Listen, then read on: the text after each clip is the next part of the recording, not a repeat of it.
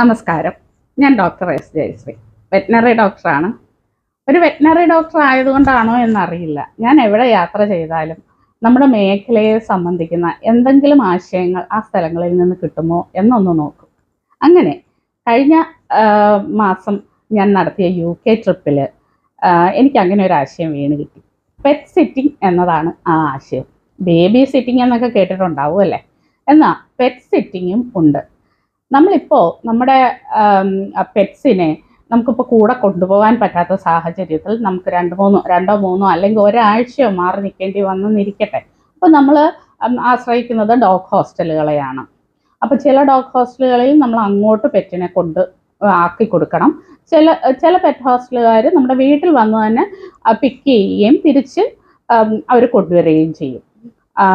പക്ഷേ ഇതിനോടൊപ്പം തന്നെ ഡോഗ് ഹോസ്റ്റലുകളും നമുക്ക് വേണം. പക്ഷേ അതിനോടൊപ്പം തന്നെ പെറ്റ് സിറ്റിംഗ് എന്നുള്ള ഒരു സംവിധാനം കൂടി കൊണ്ടുവന്നാലോ? പെറ്റ് സിറ്റിങ്ങിന് ആവശ്യമായ യോഗ്യത, അതായത് നിങ്ങൾ ഒരു പെറ്റ് സിറ്റർ ആവണമെങ്കിൽ ആവശ്യമായ യോഗ്യത നിങ്ങൾക്ക് പെറ്റ്സിനെ സ്നേഹിക്കുവാനും ഉള്ള ഒരു മനസ്സും അതിനെ കെയർ ചെയ്യാനുള്ള ഒരു അറിവും മാത്രം മതി. അപ്പോൾ കൂടാതെ നിങ്ങളുടെ വീട്ടിൽ അതിന് പറ്റിയൊരു സാഹചര്യമായിരിക്കണം. അതായത് 1-2 ദിവസം ഒരു പെറ്റ് നമ്മുടെ വീട്ടിൽ വന്ന് താമസിക്കുന്നതിന് ഉള്ള സാഹചര്യം നമ്മുടെ വീട്ടിലുണ്ടാവണം. ആ പെറ്റിനെ നന്നായി കെയർ ചെയ്യാൻ നമുക്കറിയണം.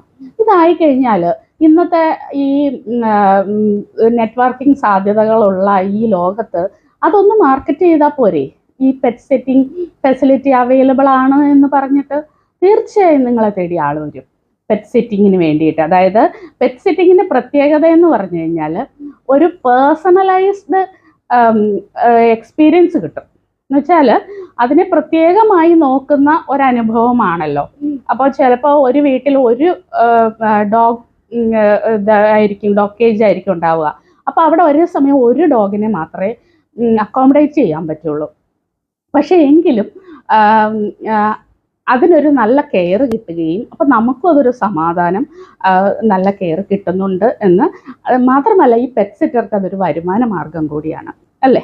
എന്തായാലും ഇതൊരു നല്ല ആശയമായിട്ടാണ് എനിക്ക് തോന്നിയത്. അങ്ങനെ നിങ്ങൾക്കും മറ്റ് സ്ഥലങ്ങളിൽ പോയപ്പോൾ ഇങ്ങനെയുള്ള ആശയങ്ങൾ മനസ്സിൽ തട്ടിയിട്ടുണ്ടെങ്കിൽ അത് ദയവേദി കമൻറ്റ് ബോക്സിൽ ഇടുക.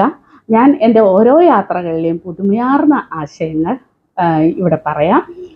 അതിനുവേണ്ടി ചാനൽ ഫോളോ ചെയ്യുക. അപ്പോൾ പെറ്റ് സിറ്റിംഗ് എന്തായാലും നല്ല പെറ്റ് ലവേഴ്സിന് ഒരു നല്ല വരുമാന മാർഗവുമാണ്, പെറ്റ് ഓണേഴ്സിന് ആശ്വാസവുമാണ്. നന്ദി.